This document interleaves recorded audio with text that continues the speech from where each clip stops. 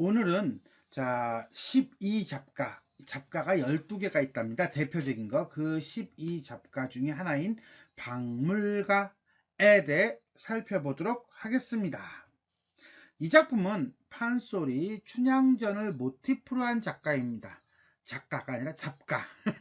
규칙적인 율조보다는 대화체로 이루어져 있으며 이거는 이제 잡가들이 거의 대부분 이런 게 많아요.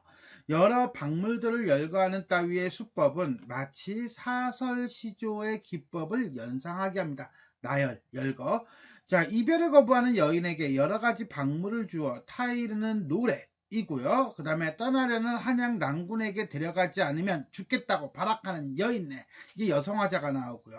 자, 이를 여러 가지 박물을 사주겠다고 달래고 만류하는 사내. 이게 이제 임이 되겠죠. 여기서 사내가 사주겠다고 하는 박물들은 연지분, 면경, 석경, 옥지환, 금봉차, 판머리, 화간주, 칠보, 족돌이 등등등등등. 그 다음에 집칠에 의복, 놀이개 등등등등등 나옵니다. 자, 이거는 조선 후기의 어떤 상업주의의 만연과 함께 물질적인 애정관, 즉 사랑이라고 하는 것을 진심 어린 사랑, 진정한 사랑이 아니라 물질로서 이제는 환심을 사고 그 다음에 떠나려고 하는데 물질로서 이제는 밀어놓고 떠나고 뭐 이런 것들, 이런 어떤 물질적인 애정관을 시사적으로 보여주고 있다라는 평가도 받고 있습니다. 자, 그럼 어떤 내용인지 자 바로 한행 살펴보도록 하겠습니다. 서방님 정떼고 정이별한데도 날 버리고 못 가리라. 서방님께서 정을 떼고 진정으로 이별한다 할지라도, 자 뭐예요? 그렇죠. 이별이라고 하는 시적 상황을 제시해주고 있죠. 그런데 서방님 정떼고 정이별한데도 정정정정, 그러죠, 그죠? 이 정과 이 정은 다른 정이지만 동음 이어를 사용해서 일종의 운율을 형성하고 있다. 언어 유의를 나누고 있다. 이렇게 보시면 돼요.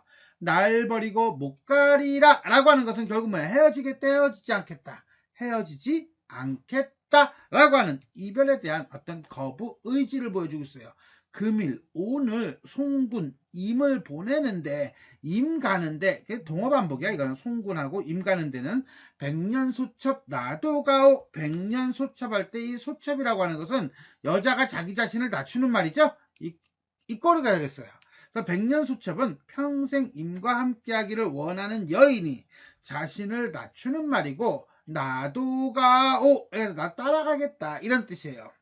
날다려 날다려 날다려 가오. 한양낭군님 날다려 가오. 나를 데리고 나를 데리고 나를 데리고 가오. 한양낭군님이시여 나를 데리고 가오. 자, 이건 뭐예요? 그렇죠. 구절 반복이죠. 이 구절 반복을 통해서 어떤 거부 의지를 보여주고 있다면, 나는 죽네 나는 죽네 임자로 하여 나는 죽네. 자, 이거는 결국 뭡니까? 역시 마찬가지로 반복이죠. 근데 이건 딱 알아, 우리가 뭐라고. 그렇지. AAB A형 구조라는 걸 알아요. 더더군다나 임자가 누군데? 그렇지. 여기 있는 한양난군이지. 한양난군을 임자라고 한 거고요. 아까 우리가 처음에 해제 부분에서 판소리 춘향전을 모티프로 했다라고 했으니까 이 한양난군을 이몽룡이라고 봐도 상관은 없을 듯해요. 그냥. 근데 이몽룡이라고 설명하지는 않아요. 그냥 임이라고만 하지. 어쨌거나 간에 AAB A형 구조를 통해서 임과의 이별에 대한 슬픔과 원망을 드러내고 있다. 자, 여기까지가 우리가 서사 부분이에요. 서사 부분 1행부터 4행까지는 이별을 거부하는 여성 화자가 되겠습니다. 그 다음부터 본사 부분인데, 본사 부분이 좀 길어요. 길고 그 다음에 이게 하나로 되어 있는 게 아니라 장면이 이렇게 끊깁니다. 그래서 이걸 한번 봅시다. 어떤 내용인지. 너 무엇을 달라고 하느냐? 네 소원을 말하여라. 자, 이거는요, 화자가 하는 말이 아니라 남자가 하는 말이에요. 그래서 이 너는 누구냐? 그러면 이 너는 여성 화자를 가리키는 말이다 라고 보시면 돼요. 자, 나 데리고 가시오. 나 따라갈래? 라고 하니까, 야, 너 뭐 달라고 하니? 자, 좀 싫었다. 그죠? 네가 원하는 것을 다 말하여라 라고 얘기하고 있습니다. 그런데 이거는 뒤에도 이 구절이 계속 나와요. 일종의 어떤 특정 구절을 반복해 가지고서나 그 작가의 특징을 보여주고 있는 대목이다 라고 보시면 되겠고요. 무엇을 달라고 하느냐라고 해서 뒤에 여러 가지 물건들이 나오는데 그 물건들을 주어서 화자를 회유해 따라오지 못하게 하려고 하는 어떤 임의 의도가 내포되어 있다. 뭐 이렇게 이해하시면 되겠습니다. 제일명당 털을 닦아 고대광실 높은 집에, 고대광실이니까 이거 매우 크고 넓은 집에 내외 분합 물림태며, 자, 내외 안과 밖을 분합이래요. 자, 이 분합한다라고 하는 게 뭐냐라고 한다면 이거예요. 대청과 방 사이 또는 대청 앞뒤에 되는 쪽문 같은 것을 우리는 뭐라고 한다? 분합이라고 합니다. 물림태라고 하는데, 물림태라고 하는 것은 어떤 본체 앞과 뒤에 깔린 어떤 칸살 정도가 될 거예요. 자, 이걸 설명을 이렇게 말로 하니까 좀 애매한 구석이 있어. 잘 와닿지가 않아. 그래서 분합 그러면 뭐냐? 그러면 이런 거라고 보시면 돼요. 이거 우리 절에는 없고, 내 기억이 맞다면 옛날 집, 양반 옛날 집 보면 여기가 문이에요. 문. 이렇게. 이 안에가 이제 방이야. 방이고, 이게 이제 위에 끈이 매달려 있잖아요. 이거 내리면 이게 문이 이렇게 닫혔다가 그 다음에 이렇게 올렸다 하는 거죠. 원래는 이게 통해져 있는데 가끔 이렇게 필요할 때 나누는 구실을 하는 문, 이걸 우리가 합이라고 하는데, 이걸 나눈다 그래서 분합이라고 한다고 합니다. 참고로 알아두시면 될 것 같아요. 자, 계속 갑시다. 고불돌이 선자 추녀 헝덩그렇게 지어놔주랴. 고불돌이가 뭔가 그랬더니 둥글게 만든 돌이래요. 그럼 또 돌이가 또 뭐야? 라고 했더니 석가래를 바치기 위하여 기둥 위에 건너지르는 나무라고 합니다. 아, 그러니까 이게 도리도리에서 고개를 도리도리 하는 것이 아니라 석가래니까 지붕 쪽에 있는 거군요 라고 봐야 되죠. 선자 추녀가 뭔지는 알 것 같아, 그죠? 자, 이 선자 추녀 헝덩그렇게, 선자 추녀는 또 뭔데? 그랬더니 석가래를 부채살 모양으로 된 추녀랍니다. 헝덩그렇게 라고 하는 건 매우 넓게 지어주랴. 내가 고대광실 크게 지어줄까? 그러면 안 따라올래? 거기서 살래? 라고 이제는 회유를 하는 거죠.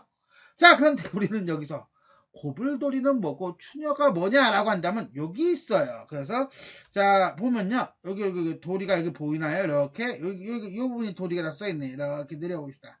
내려보니까 아, 요런 걸 얘기하는구나. 둥글게 여기 보이죠? 그죠? 이렇게 요거라고 보시면 돼요. 자, 선자 추녀라고 그랬어요. 추녀가 어느 부분이냐 그랬더니 바로 옆에 여기 있네요. 그죠? 추녀가 뭐냐 그랬더니 아, 요 부분이네요. 요 부분을 추녀라고 하는데, 그 중에서도 부채살 모양이라고 그랬으니까 요렇게 부채살 모양으로 된 거, 요거를 우리가 이제는 선자 추녀다 이렇게 보시면 되겠습니다. 자, 여기 정확하게 이게 요 그림에서는 요거를 대고 있고요. 그죠? 부채살이라고 했으니까 이렇게 이해하시면 되겠어요. 자, 너 무엇을 달라고 하느냐? 네 소원을 다 말하여라. 이제는 고대광실에서 다른 걸로 바뀌었네. 뭐야? 연지분 주랴. 연지분은 화장품이죠. 면경, 석경 주랴. 면경이라고 하는 거는 얼굴을 비추는 거울이에요. 그러니까 아주 작은 거울 등을 보시면 되겠고요. 석경이나 면경이나 같은 것이라고 보시면 되겠습니다. 옥지환, 금봉차. 옥지환이라고 하는 건 옷가락지고요. 금봉차. 이건 아주 비녀예요, 비녀. 여자들의 비녀고요. 그 다음에 그 비녀 끝에 머리 모양에 봉황 모양을 새긴 것이다 라고 보시면 돼요. 그래서 금봉이니까 금으로 된 봉황새 이렇게 되겠죠. 그죠? 화관주, 땀머리, 칠보족돌이 하여나 주랴. 자, 화관주라고 했어요. 꽃화자에다가 갓관자니까 아, 주자는 보석 주자예요. 그렇다면 아름답게 장식한 관에다는 보석 정도로 보시면 되겠고요. 땀머리라고 하는 건 윗머리에 덧대서 얹은 머리라고 보시면 돼요. 위에다 대는 걸 가채라고 하고요. 밑에 대는 걸 땀머리. 족두리가 뭔지는 알 거예요. 그죠? 칠보라고 하는 것은 여러 폐물로 꽃 모양을 만들어서 꾸민 족돌이 정도가 되겠습니다. 면경, 석경, 옥지환, 금봉차, 화관주, 칠보, 족두리. 결국 뭐야? 고대광실 가지고는 모자라? 그래, 그럼 내가 5만 가지 고급 장신구들 사줄게. 그러니까 따라오지 마. 이렇게 되는 거죠. 자, 요걸 이제 조금 더 이해를 돕기 위해서 간단하게 그림으로 봅시다. 이게 면경이에요. 손바닥만 하죠. 금봉차라고 하는 건 요게 금봉이 되겠죠. 그죠? 요게 금봉이 될 거고요. 이렇게 이제는 비녀가 있습니다. 요거는 금봉차가 아니라 금봉차고 세트가 되는 뭐 귀걸이 뭐 이런 장신구들이라고 보시면 돼요. 자, 화관이라고 하는 건 요걸 우리가 화관이라고 한다라고 보시면 되겠고요. 그러면 족두리는 요거에 요게 칠보족두리다라고 보시면 되겠습니다. 자, 칠보독두리 이런 것들 가지고 안 돼? 너 무엇을 달라고 하느냐? 네 소원을 말해.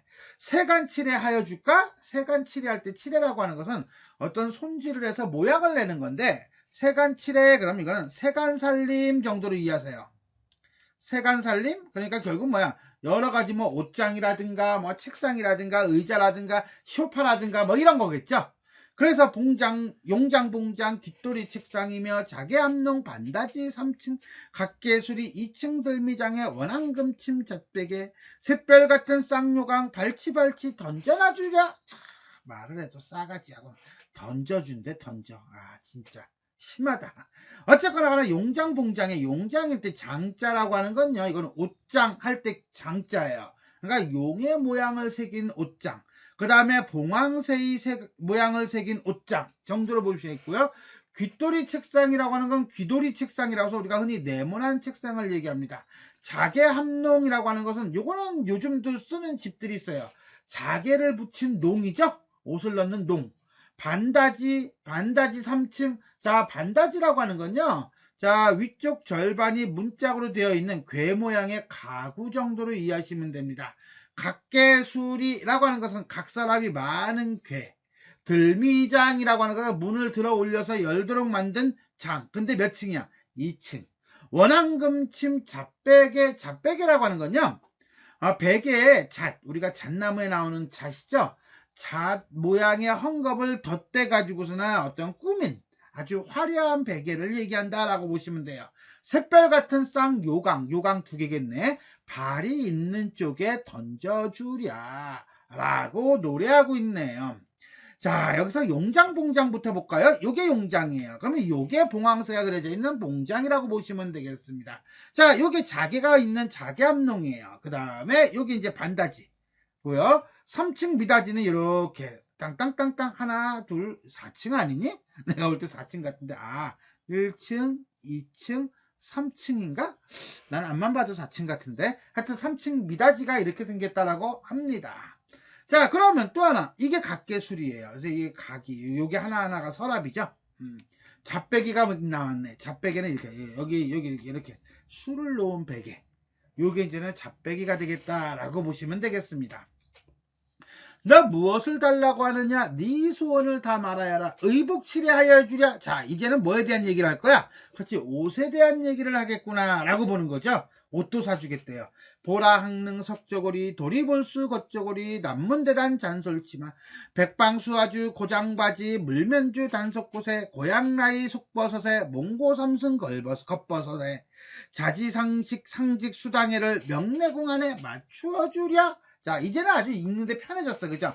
보라항릉이라고 하는 건요, 성글게 짜서, 그러니까 촘촘하지 않게 짜서 바람이 송송송송 부는 아주 시원한 비단을 얘기합니다. 속저고리라고 하는 것은 안에 입는 저고리죠? 자, 도리볼수라고 하는 것은 비단 문양 중에 하나라고 하니까 겉저고리는 겉에 입는 저고리가 되겠네요. 남문대단이라고 하는 것은 중국식 비단이라고 합니다. 잔솔치마니까 뭐야? 주름이 아주 많은 잘게 잡은 치마를 얘기합니다. 다 여자가 입는 옷이에요. 백방수아주라고 하는 것은 이거는 비단이에요. 비단 가지고 뭘 만들었어? 고쟁이.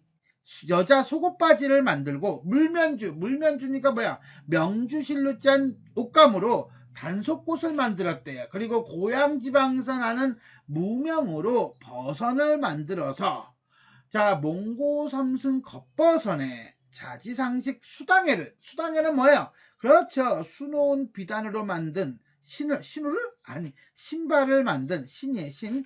자, 요거는 버립시다. 당해가 이제는 버선 그 신발, 고무신 같은 집 그런 신이라고 생각하시면 돼요. 명례궁 안에 맞추어 주랴. 명례궁이라고 하는 것은 덕수궁의 옛날 이름이라고 합니다.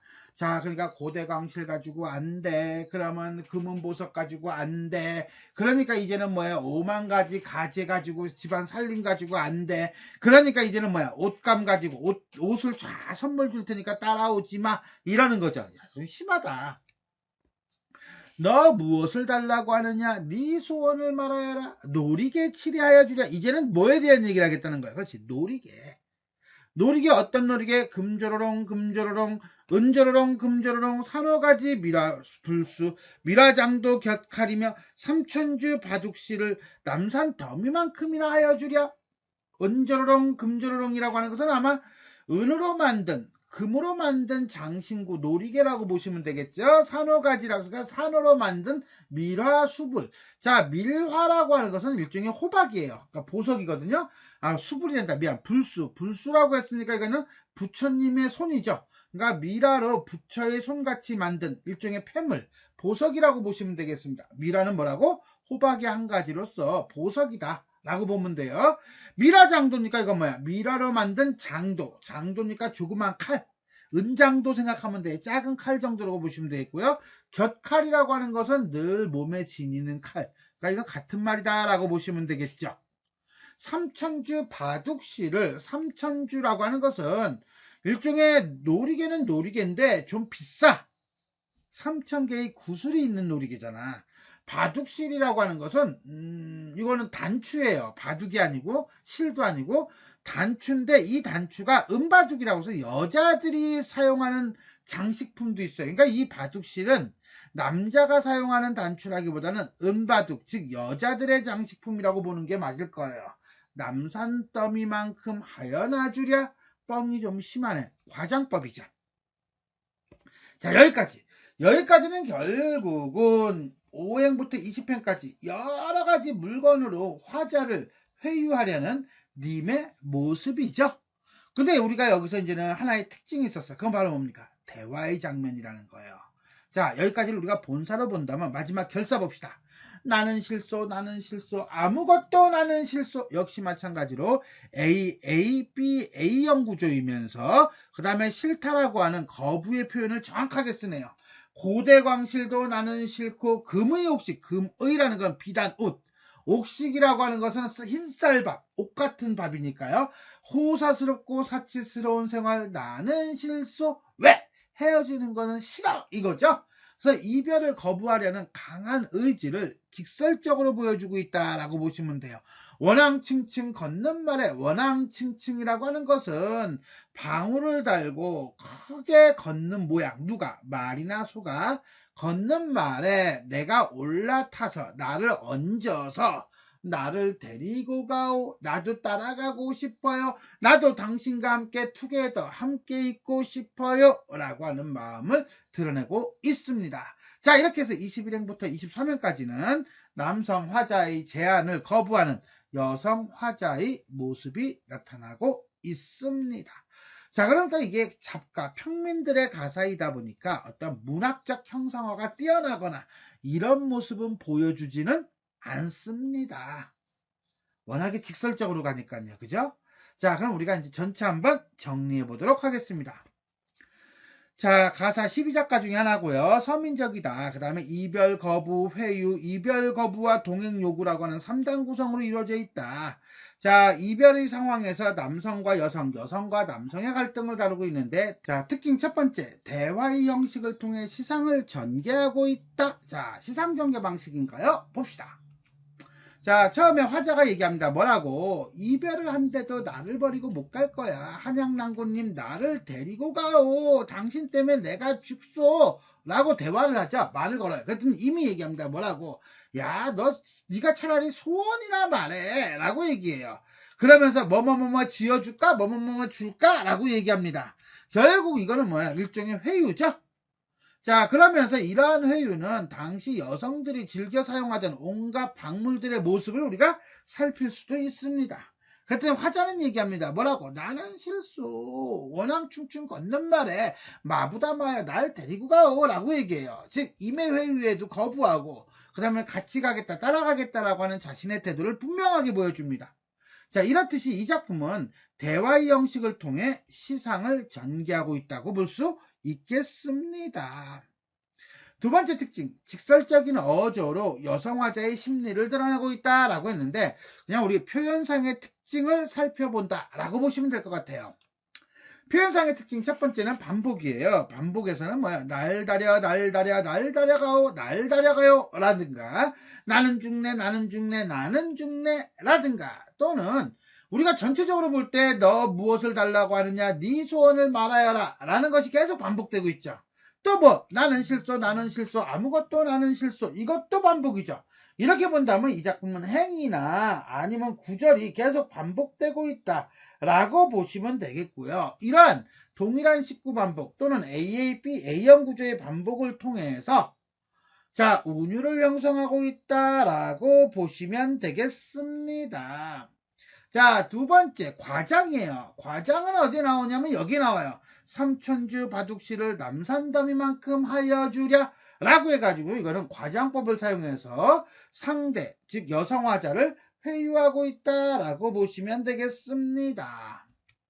마지막 어조죠. 어조를 보면 날 데리고 가오 라든지는 나는 죽네 라든가 나는 또는 나는 실소와 같이 직설적 어조를 통해서 화자의 심리를 드러내고 있다라고 보시면 되겠습니다. 자, 이렇게 해서 우리는 12작가 중에 하나인 박물가에 대해 살펴보았습니다. 자, 지금까지 내용이 도움이 되셨다면 좋아요와 구독 버튼 눌러주시고요. 알림 설정 부탁드리겠습니다. 수고하셨습니다.